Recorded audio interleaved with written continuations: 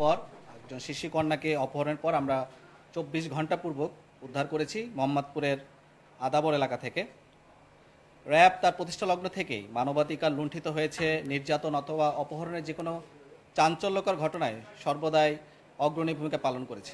এরই ধারাবাহিকতায় বর্তমান সময়ে বাংলাদেশে যে গত কয়েকদিনে যে আলোচিত ঘটনাগুলি ছিল, এর ভিতরে উল্লেখযোগ্য ছিল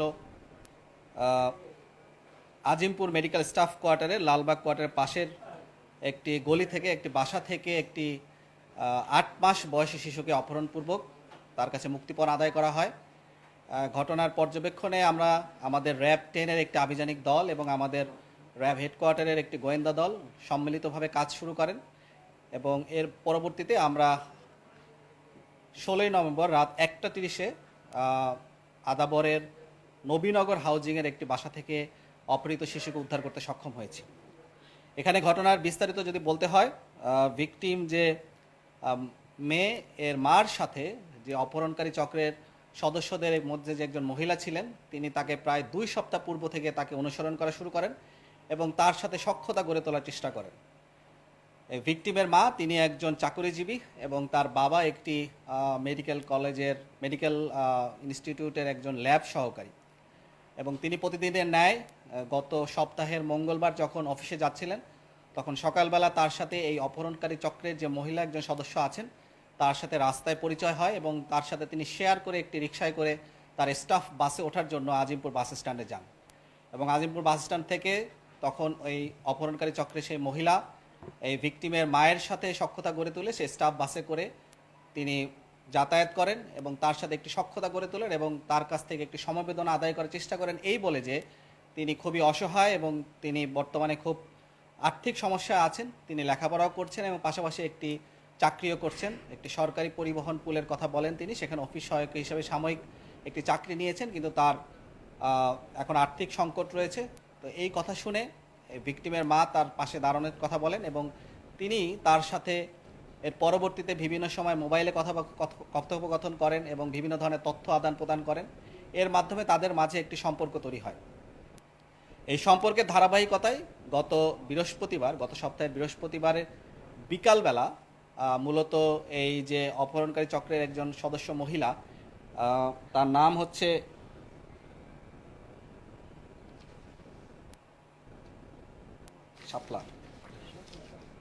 শাপলা, তিনি তার বাসায় সাবলেট হিসেবে ওঠার জন্য একটি অ্যাডভান্স হিসেবে 2000 টাকা দেন এবং তাদের 2 রুমের বাসায়, একটি বাসায় তিনি 8000 টাকা বাসা ভাড়া নিয়ে থাকবেন এবং তাদের সাথে একসাথে থাকবেন বলে একটি চুক্তিবদ্ধ হন।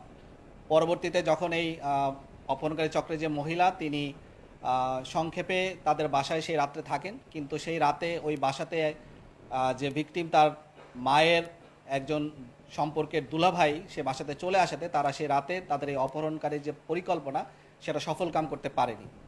কিন্তু তারপরও তাদের দেওয়া তথ্য মতে, ভিকটিমের মায়ের দেওয়া তথ্য মতে এবং যে অপহরণকারী চক্রের যে সদস্য মহিলাকে আমরা আটক করেছি তার দেওয়া তথ্য মতে তিনি রাতের বেলা সেখানে তাদেরকে সবাইকে ঘুমের ওষুধ এবং চেতনানাশক ওষুধ খাওয়ান এবং যখন পরবর্তী দিন সকালবেলা ওই বাসাতেই ওই ভিকটিমের মায়ের সাথে তার দুলাভাই এবং তার মা পরবর্তী দিন সকালবেলা বরিশালে যাওয়ার জন্য সকাল 6:30টায় যখন বেরিয়ে যান, তখন এই ভিকটিম এবং তার মেয়ে শুধুমাত্র সেই বাসাতে ছিলেন এবং যখন ছিলেন তখন এরপরে সকাল 10টার দিকে যে অপহরণকারী চক্রের যে মহিলার কথা আমি বলছি, যে শাপলা, তিনি তার সহযোগী 3 জন তার চাচাতো ভাই পরিচয় এবং গ্রাম থেকে কিছু চাল নিয়ে আসবে এই কথা বলে 3 জন ছেলেকে সেই বাসায় নিয়ে আসেন এবং দরজা খুলে তাদেরকে ভিতরে প্রবেশ করান।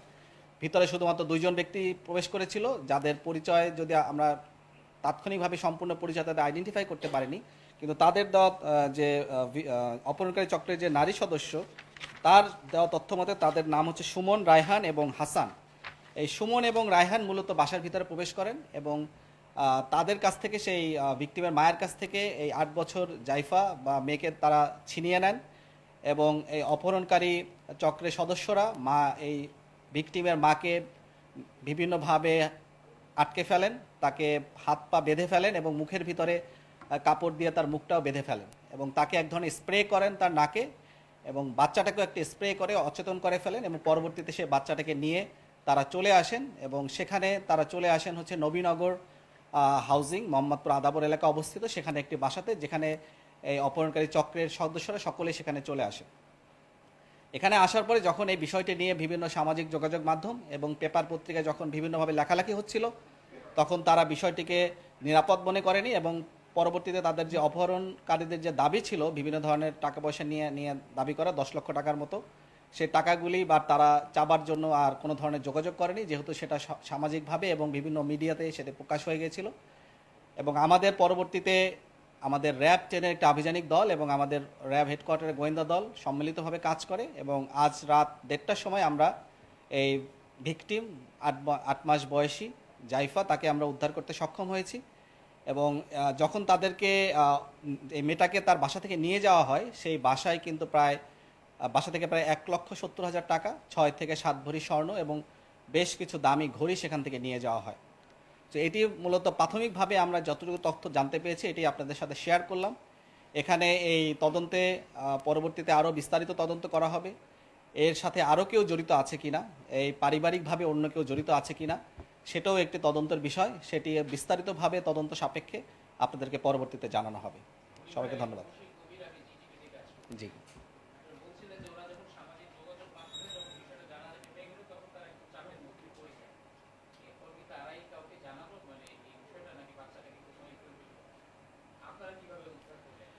এখানে বিষয়টা হচ্ছে যখন এই মেয়েটি তার বাসায় ওঠে তখন সে মূলত তার মোবাইল ব্যবহার করে কারোর সাথে যোগাযোগ করেনি। এই ভিকটিম যে মেয়ে, তার মাকে এবং তার বাসার সবাইকে সম্ভবত তারা ঘুমের কিছু চেতনানাশক ওষুধ খাওয়িয়ে তাদেরকে এমন একটা ট্রমার মধ্যে নিয়ে আসে যে বাসায় গিয়েই যে ভিকটিমের যে দুইটা মোবাইল ছিল তার ব্যক্তিগত, সেগুলির মাধ্যমে সে মূলত অপহরণকারী দলের সাথে যোগাযোগ রক্ষা করে এবং তারা ব্যক্তিগতভাবে কোনো মোবাইল তারা ব্যবহার করেনি। সো যখন এটা ব্যবহার করে তখনই সেই বিষয়গুলিকে আমলে নিয়েই আমরা মূলত এই কাজটা করেছি এবং আমরা এদের সন্ধানটা পেয়েছি। এবং যখন আমরা উদ্ধার করতে যাই নবীনগর হাউজিংয়ে, তখন আমরা দেখতে পাই যে সেই ভিকটিম 8 মাস বয়সী জাইফা, সে ওই বাসায় একা ছিলেন এবং এই মহিলা, এই অপহরণকারী চক্রের যে মহিলা, তিনি কার্নিশে, আর একটা বাসার কার্নিশে সে খুবই রিস্কি অবস্থায় সেখানে অবস্থান গ্রহণ করছিলেন, যেখানে তার ব্যক্তিগতভাবেও তিনি আহত হতে পারতেন।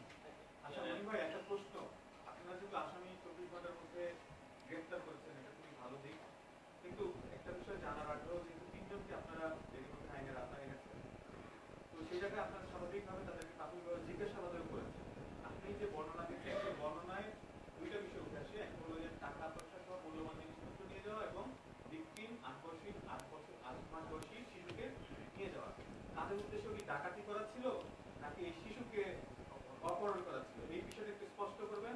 যেহেতু তাদেরকে আপনারা গ্রেফতার করেছেন, প্রাথমিক তথ্য আপনাদেরকে নিশ্চয়ই ভালো তথ্য দিয়েছে। এখানে বিষয়টি অস্পষ্ট, বিষয়টা এখনো স্পষ্ট হয়নি। যেটুকু আমরা জানতে পেরেছি সেটুকু আমাদেরকে জানিয়েছি। বাট এখানে যে ভিকটিমের মা, তার সাথে তার বাবার কিছুটা মনোমালিন্য আছে এবং তারা প্রায় 4 মাস ধরে একসাথে থাকেন না, কিন্তু তার বাবার তাদের বাসায় যাতায়াত আছে। 4 মাস ধরেই তাদের বাসায় প্রতিদিনই যায়, কিন্তু রাতের বেলায় সে বাসায় থাকে না, সে রাতের বেলা সে বাইরে থাকে। সেও এই তদন্তের স্বার্থে আমাদের নজরদারিতে আছে। পুলিশও তার থেকে জিজ্ঞাসাবাদ করছে, যদি তার সম্পৃক্ততা পাওয়া যায় পরবর্তীতে সেটা দেখা হবে।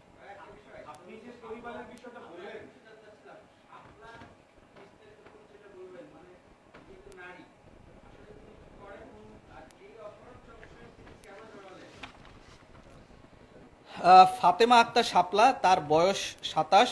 সে মূলত তার বাড়ি হচ্ছে বগুড়ার ধুনটের মথুরাতপুরে এবং তিনি যখন এই অপহরণকারী চক্রের সাথে, এই মহিলার সাথে, ভিকটিমের মায়ের সাথে যখন পরিচয় হয়, তখন নিজেকে তার বাড়ি নওগাঁ বলে তিনি দাবি করেন। এবং এখন যে কথাটা বলছি এটাও আমরা তার দেওয়া ভাষ্যমতে পেয়েছি। তিনি মূলত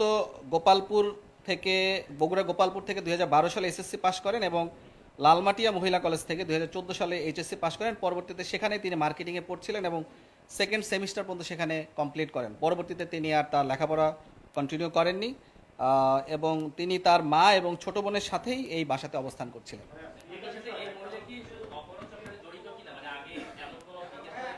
তিনি অপহরণ চক্রের সাথে জড়িত কিনা এই ধরনের তথ্য আমাদের কাছে নাই। তিনি আগে এই ধরনের কোনো কাজ করেছেন কিনা, আমরা মূলত যেটা পেয়েছি, তার সাথে 3 জন সদস্য ছিলেন, তার দেওয়া ভাষ্যমতে, যাদের নাম হচ্ছে সুমন, হাসান এবং রায়হান। মূলত এই 4 জন এবং যে আমাদের যে ভিকটিম তার মায়ের দেওয়া তথ্য মতে সেখানে আরও একজন মেয়ে ছিলেন, একটা বোরকা পরা মেয়ে ছিলেন, যে প্রথম দিন তখন যার সাথে পরিচয় হয় তখন তার সাথে একজন বোরখা পরা মহিলা ছিলেন, বা তার বিস্তারিত তথ্য বা পরিচয় আমরা এখন পর্যন্ত বের করতে পারিনি।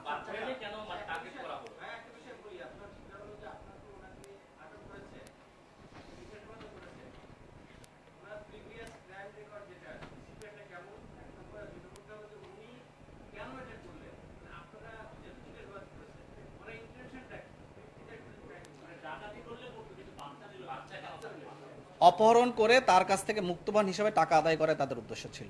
অপহরণ করে তার কাছ থেকে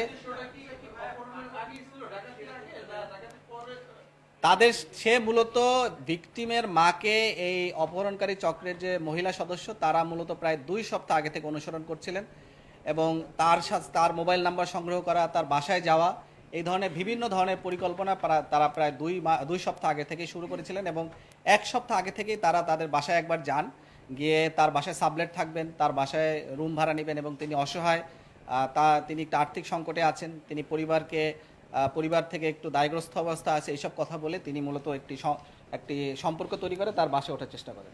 উনি ভাই সেটা হলো যে শাপলার সাথে বাকি দুজনের কথা বলেছেন, এই বাকি দুজন সুমন এবং আরেকজন যাকে বলেছেন যে তাদের সাথে শাপলার সম্পর্কটা কি সেই বিষয়টা একটু পরিষ্কার করুন। এই সম্পর্কে এখন আমরা আইডেন্টিফাই করতে পারিনি।